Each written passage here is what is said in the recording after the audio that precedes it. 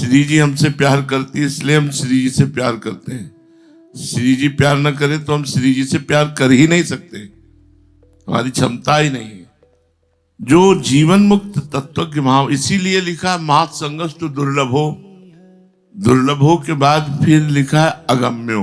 अगम्यो माने निर्वाह करना कठिन है। अब उसी निर्वाह करने में अपनेपन का इतना हमारा बढ़ा हुआ स्वरूप होना चाहिए कि उनकी हर चेष्टा हमें आनंद देनी चाहिए। चेष्टा में दोष दर्शन या दुख नहीं होना चाहिए। कई बार हमने संदीपनी जी का चरित्र, श्री जी हमसे प्यार करती है, इसलिए हम श्री जी से प्यार करते हैं। श्री जी प्यार न करे तो हम श्री जी से प्यार कर ही नहीं सकते, हमारी क्षमता ही नहीं है। जो जीवन मुक्त तत्वज्ञ महान, इसीलिए लिखा महत् संगस्तु दुर्लभो, दुर्लभो के बाद फिर लिखा है अगम्यो।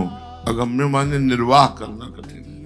अब उसी निर्वाह करने में अपनेपन का इतना हमारा बढ़ा हुआ स्वरूप होना चाहिए कि उनकी हर चेष्टा हमें आनंद देनी चाहिए।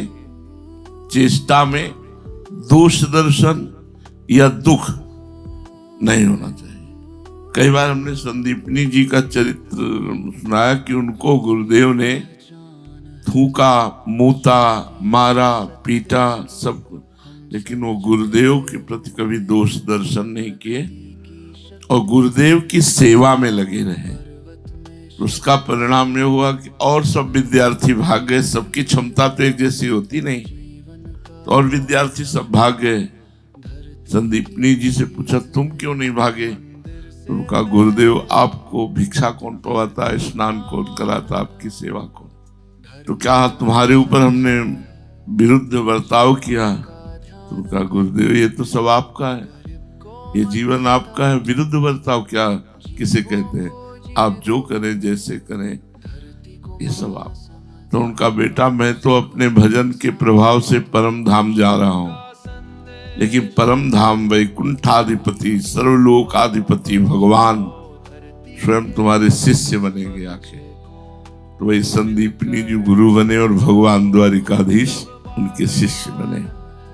ऊंचे दर्जे के जो तत्वज्ञ जीवन मुक्त महापुरुष होते हैं वे अभिन्न भाव से, अखंड भाव से भगवान में स्थित होकर सबको अभिन्न देखते रहते हैं, सबको अपना।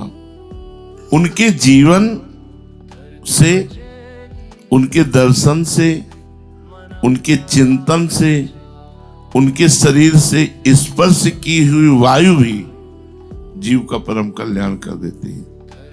जिनसे स्पर्श हो गया, जिनका दर्शन हो गया, जिनको संभाषण करने को हो गया, उस जीव का कल्याण हो जाएगा। जो ऐसे महापुरुषों से बस दोष दृष्टि नहीं होनी चाहिए। जब हम भगवत मार्ग में चलते हैं और जहां जुड़ते हैं तो उस कनेक्शन को काटने के लिए माया आदमी लगाती है। वो आपके कान में आपको बात बता करके केवल गुरु भाव की दृष्टि में आपका कनेक्शन कट जाए, जिससे आपकी दुर्गति हो जाए। वो तो खुद दुर्गति में जाने के लिए तैयार है, लेकिन हजारों, सैकड़ों, दसियों जहां तक उसकी पहुंच होगी वो उस दुर्गति में ले जाने के लिए उनको काटेगा। अगम्यो, इसीलिए अगम्यो लिखा है कि निर्वाह करना कठिन है। अमोघश्च, यदि आपकी श्रद्धा परिपक्व बनी रही तो आप भगवत प्राप्ति निश्चित हो जाएगी।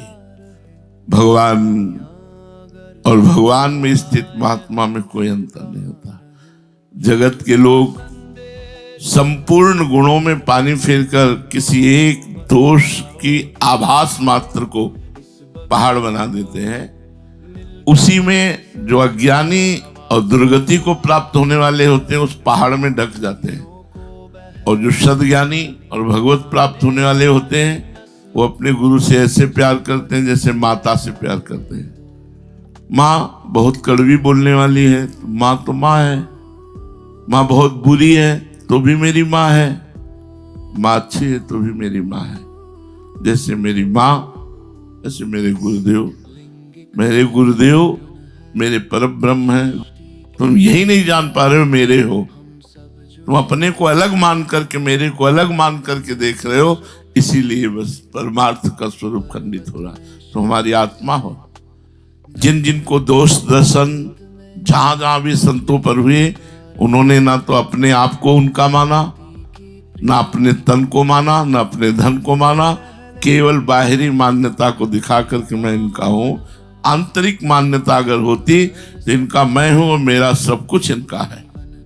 अब दूसरे कोटि के महात्मा, पहले उच्च कोटि के महात्मा का स्वरूप वर्णन वासुदेवाश्वरमिति, वो अपने स्वरूप में अपनी आत्मा में रमण करते हैं, वो कभी बाहर नहीं होते उस आत्म स्वरूप से। उनकी चेष्टाएं कुछ भी हो, स्थिति वासुदेवाश्वरम में रहती है। अक्रूर जी सेमंतक मणि लेकर भगवान से अलग हो गए तो क्या भगवत भाव उनका कम हो गया? क्या भगवान में तो स्थित ही रहे ना। उसी तरह भगवान में स्थित रहे, जिस तरह भगवान में मथुरा से वृंदावन आते समय एक बार स्थिति आ जाती तो क्या स्थिति हट जाती है? क्या अंधकार थोड़ी छा जाता है? व्यवहार की चेष्टाओं से अध्यात्म में अंधकार का प्रवेश नहीं होता। अध्यात्म अपनी स्थिति में रहता है। अध्यात्म वो सूर्य है जिसमें कभी अस्त शब्द नहीं आया है, वो प्रकाशित रहता है। अब दूसरे जो महात्मा हैं, जो मनुष्य उन महापुरुष की महिमा को नहीं जानते, तो वो महात्मा जन पहले महात्मा है कि तुम मानो या उनको महात्मा ना मानो, दोष दर्शन करो या गुण दर्शन करो, उनको तुमसे कोई लेना देना नहीं, वो अपनी आत्मा में रमण करते हैं, उनको जैसा व्यवहार जैसा। दूसरे हैं कि जो उन महापुरुषों की महिमा को नहीं जानते, उनके लिए वो अपनी स्थिति से नीचे उतरते हैं, अपने भावों से नीचे उतरते हैं, फिर वो उनको उपदेश देते हैं, कह देते हैं देखो तुम्हें ऐसा करना चाहिए, तुम्हें ऐसा नहीं करना चाहिए, तुम ऐसे चलो, तुम ऐसे चलो, तुम्हारा ऐसे आचरणों से चलो। वो अपनी स्थिति से उतर करके बोल रहे हैं, तो हम पर विशेष कृपा कर रहे हैं।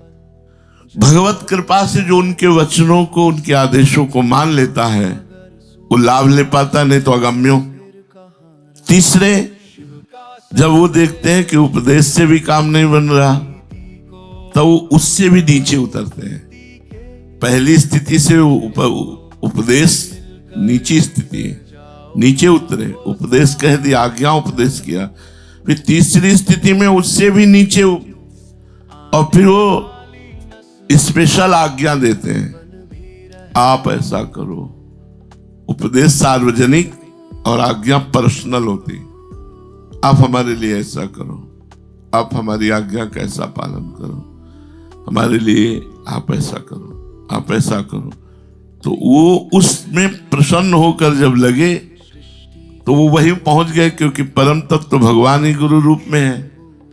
तुम्हारी श्रद्धा या अश्रद्धा से तुम्हारे अंदर फर्क पड़ेगा, वहां थोड़ी कोई फर्क पड़ेगा। हम कहते हैं आंख मूंद लिया, राधा केली कुंज नहीं है, तो आपने आंख मूंद लिया तो आपकी दृष्टि में नहीं, राधा केली कुंज तो है ही। तो गुरु साक्षात पर ब्रह्म वो तो है ही। बोले हम नहीं मानते। हाँ, तो दुर्गति का मार्ग है, दुर्गति का मार्ग वो प्रशस्त हो रहा है, वो तो है ही पर ब्रह्म। उसको तुम कैसे, तुम आंख मूंद लो तो क्या महल खड़ा है, वो हट थोड़ी जाएगा। शास्त्र पर ब्रह्म परमात्मा तत्व ही हमारे गुरुदेव। अब तीसरी स्थिति में वो आज्ञा करते हैं, ऐसा करो। जो उनकी आज्ञा का पालन कर गया वो भगवत स्वरूप को प्राप्त हो गया। चौथी स्थिति में वो उसके साथ विधान रचते हैं, ऐसा विधान रचते हैं जैसे साधारण से साधारण स्थिति में आकर के साथ में रसोई मनिया करवाना। उड़िया बाबा को एक माई आई, बोला बाबा हमारे यहाँ भोजन पालो, तो सबने दबकाया उसको। महाराज जी आप क्या पाने जाएंगे? महाराज जी ने दृष्टि डाली और एक को बुलाया, पूछा इसका घर जानते? बोले हाँ। कमंडल उठाया, थोड़ी देर बाद और कहा में सोच लगी है।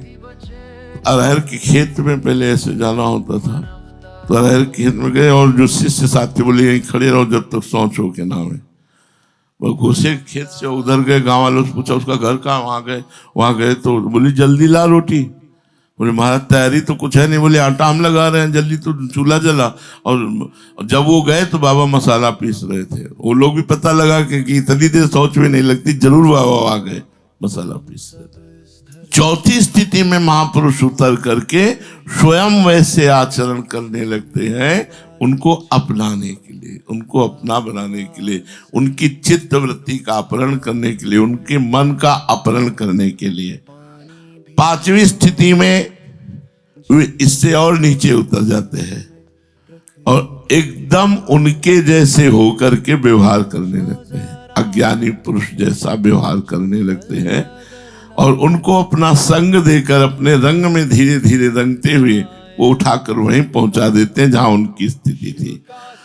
इसलिए संतों की आज्ञा में, संतों के सिद्धांत में, संतों के विचार में केवल आपके प्रति कल्याण की भावना भरी हुई है, आपके प्रति केवल मंगल की भावना भरी हुई है। उनकी आज्ञा पालन के बिना, उनके सिद्धांत का पालन करने वालों का कल्याण, जो उनके सिद्धांत का पालन नहीं करे, उनकी आज्ञा का पालन नहीं कर सकते, कैसे हो सकता है?